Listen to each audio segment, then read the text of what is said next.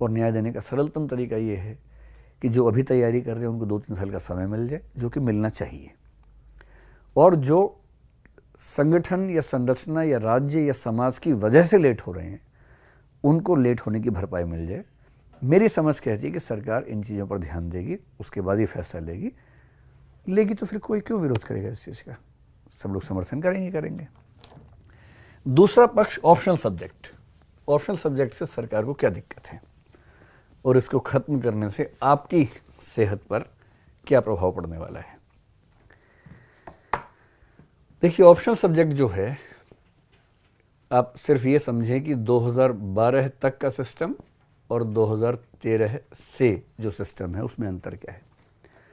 2012 तक जो main exam था, यानी कि मुख्य परीक्षा जो थी, उसमें 1200 नंबर के 2 ऑप्शनल विषय थे और मुख्य परीक्षा कुल 2000 नंबर की थी। आप जानते हैं 600 नंबर के 2 वैकल्पिक विषय थे, 600 का जीएस था, 200 का निबंध था, यानी कि 60% वेटेज थी ऑप्शनल सब्जेक्ट्स की। अभी का जो सिस्टम है उसमें 500 नंबर का एक वैकल्पिक विषय है और ये 1750 में से, यानी कि लगभग 29% के आसपास आप मान सकते हैं, 1/3 से भी कम हो गया है। तो ऑप्शनल सब्जेक्ट की वैल्यू पहले से काफ़ी कम हो गई है। जीएस जो पहले 600 था 2000 में, मतलब 30% था, अब वो 1000 है 1750 में से, यानी उसकी वैल्यू 50% से भी काफ़ी ज़्यादा हो चुकी है। इससे फ़र्क क्या पड़ता है? देखिए, आपके मुख्य परीक्षा में एक है जीएस, एक है एसए, एक है ऑप्शनल सब्जेक्ट। एसए में मीडियम से कोई फ़र्क नहीं पड़ता, मतलब नहीं के बराबर फ़र्क है, आप उसको कम से कम साजिश नहीं बता सकते किसी की।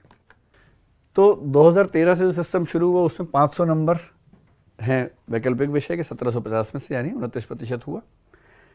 अब अगर आप मेंस का पूरा सिस्टम समझें, मेंस में हो क्या रहा है कि एसए जो कि अभी 250 नंबर का है, पहले 200 नंबर का था, उसमें मीडियम से फ़र्क नहीं पड़ता है। अगर इंग्लिश मीडियम में कोई व्यक्ति हाईएस्ट एसए में 175 लाएगा तो मेरे ख्याल से हिंदी मीडियम में भी 170 के आसपास होगा, कभी कभी 180 भी हो सकता है, ये संयोग की बात भी है। इसलिए हम एसए को मान के चलते हैं कि वो लैंग्वेज न्यूट्रल है, क्योंकि 4 टॉपिक्स हैं, उनमें से कोई एक टॉपिक ऐसा मिल ही जाता है जिसमें आप अपनी भाषा में ठीक से बात लिख सकते हैं, तो कोई समस्या है नहीं उसमें। जीएस में पेपर 1 और पेपर 4 मोटे तौर पर लैंग्वेज न्यूट्रल माने जा सकते हैं। पेपर 4 तो इथिक्स का है। अब नैतिक डिस्कशंस में भाषा से बहुत फ़र्क नहीं पड़ता है, कहीं कहीं कुछ तकनीकी शब्द अगर छोड़ दें तो।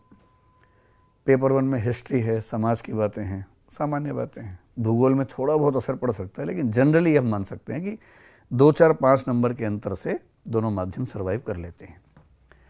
जो जीएस का पेपर 2 और 3 है, जिसमें करंट इवेंट्स की भूमिका ज़्यादा बढ़ जाती है, टेक्निकल टर्मिनोलॉजी की भूमिका बढ़ जाती है।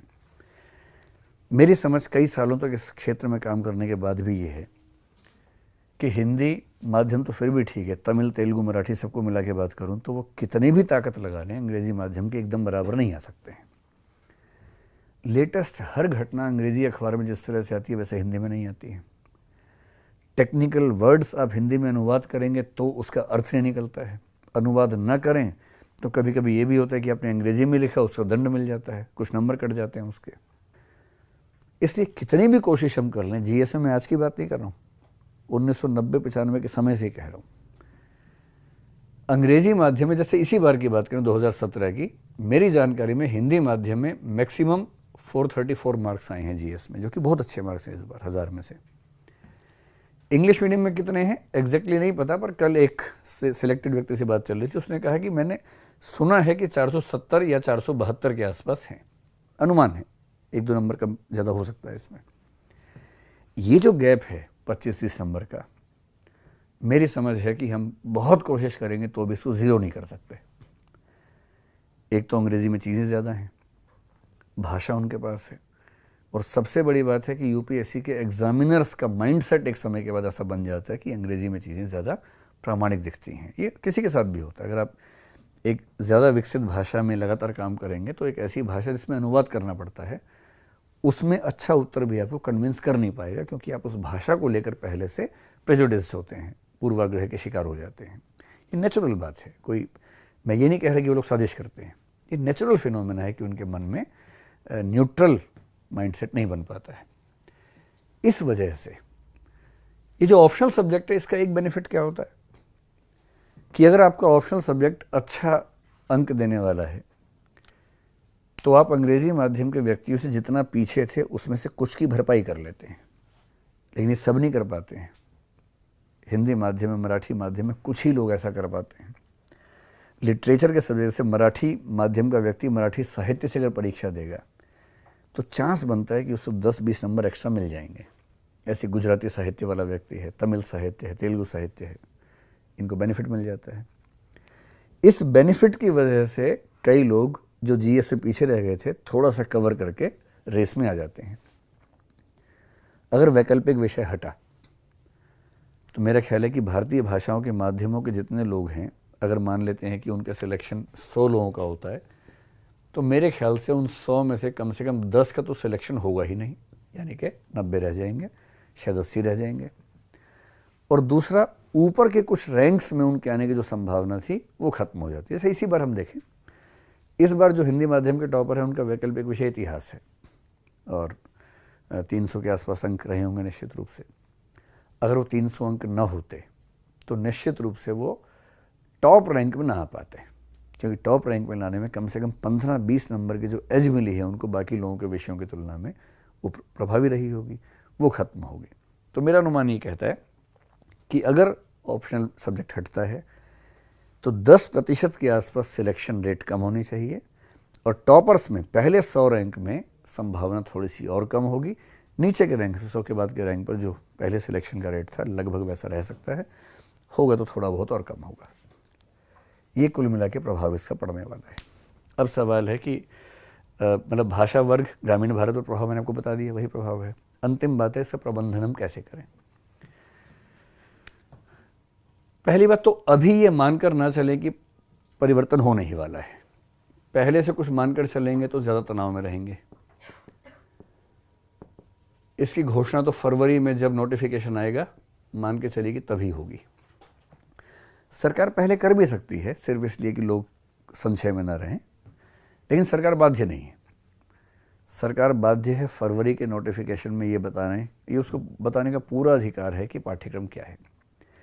टेक्निकली सरकार को अगर वैकल्पिक विषय हटाना हो तो फरवरी की नोटिफिकेशन में मुख्य परीक्षा में विषय का नाम लिखेगी नहीं, केवल जीएस के पेपर्स बता देगी, तो बात खत्म। आप उसे रोक नहीं सकते।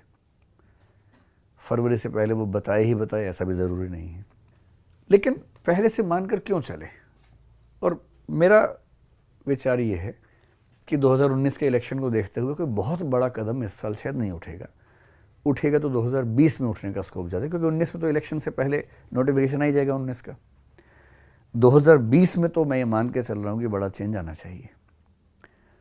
19 में नहीं आएगा किसी भी हालत में, क्योंकि इलेक्शन अनाउंस हो चुका होगा उस समय लगभग। 18 में संभावना थोड़ी सी है, मेरे ख्याल से 20-25% से ऊपर संभावना नहीं है। 70-80% यही है कि इस साल चेंज नहीं करेंगे या हल्का फुल्का करेंगे, पूरा चेंज नहीं करेंगे।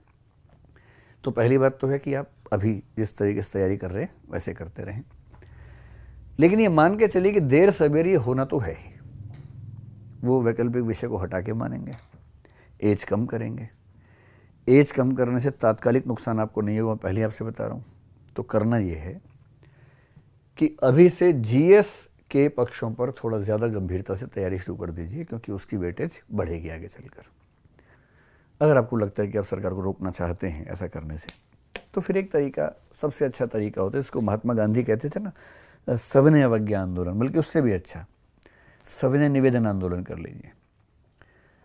मेरा ख्याल है कई बार क्या होता है कि सरकार में जो महत्वपूर्ण पदों पर व्यक्ति होते हैं उनको सारा फीडबैक मिलता भी नहीं है।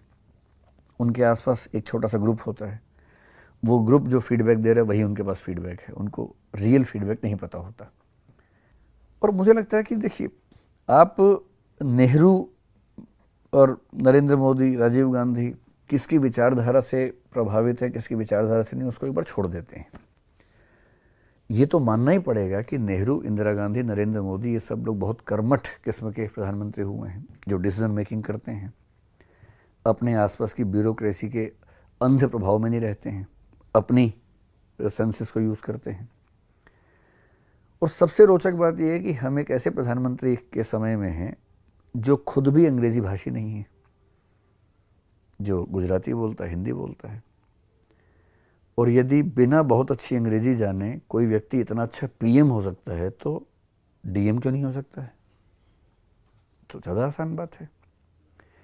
मेरी समझ ये कहती है कि अगर आपको लगता है, अगर तो आप परिवर्तन को स्वीकार करने को तैयार हैं, फिर तो कोई दिक्कत ही नहीं है। अगर आपको लगता है कि नहीं, परिवर्तन थोड़ा धीमे होना चाहिए, तो आप एक काम कर सकते हैं कि अपनी बात अपने देश के मुखिया को, यानी कि प्रधानमंत्री जी को भेजें। और भेजने का सबसे आसान तरीका है नरेंद्र मोदी ऐप। उस पर तो कई लोग भेजते ही रहते होंगे, कुछ कुछ कहते हैं कि कोई जेन्युइन बात जब भेजी जाती है उस पर तो उसका जवाब ज़रूर आता है, काम भी हो जाता है। मेरे एक दोस्तों ने बताया कई तरह की समस्याएं हैं कि उनके घर के सामने कूड़ा पड़ा हुआ था, बहुत दिनों से नहीं उठ रहा था, उस पर लिख दिया नरेंद्र मोदी ऐप पे कि मेरे घर के सामने से कूड़ा नहीं उठ रहा, मेरा एड्रेस ये है, और 3 दिन बाद MCDA उठा के ले गई। वो इतने त्वरित हैं उनके ऑफिसर्स कि वहाँ से खटाक से संबंधित विभाग को मैसेज जाता है कि नरेंद्र मोदी के पास ये सूचना आई है, इसका निपटारा करके जवाब भेजिए। फिर जवाब आता है और फिर उस ऐप के थ्रू या किसी और तरीके से उस व्यक्ति को मैसेज मिलता है कि आपका काम हो गया है, बताने के लिए धन्यवाद। तो आप भी बात कर लीजिए उनसे। उस ऐप पर एक होता है प्रधानमंत्री से जुड़ें, उस पर जाएंगे तो मैसेज लिखने का ऑप्शन है, उस पर लिखिए कि माननीय प्रधानमंत्री जी, अच्छा परिवर्तन देश के लिए होना चाहिए, लेकिन उसकी गति थोड़ा सा धीमी रखिए और हमें कम से कम इतना मौका मिल जाए कि अपनी क्षमताओं का प्रयोग कर सकें। ये भाव मत दीजिएगा कि आप परिवर्तन के विरोधी हैं, क्योंकि आप है भी नहीं। आप सिर्फ ये चाह रहे हैं कि परिवर्तन की गति इस तरह से हो कि आपको उसमें अपने अधिकार से वंचित ना होना पड़े। ऐसा एक मैसेज उनको पहुंचाइए। और मुझे उम्मीद है कि जब उनको ठीक से बातें मिलेंगी, क्योंकि वो ज़मीन के आदमी हैं, गुजराती भाषी आदमी हैं, तो भाषा बोलने वालों को नुकसान क्यों पहुंचाना चाहेंगे। बस बात ठीक से कन्वे हो और वो आप कर सकते हैं। चलिए, बहुत बहुत धन्यवाद आपका आने के लिए। उम्मीद है कि आपके डाउट्स दूर हो गए होंगे। तैयारी कीजिए, GS पर ज़्यादा जोर लगाइए और जल्दी से IAS बन जाइए, इससे पहले कि कोई बड़ा परिवर्तन आपके सामने आए। शुक्रिया।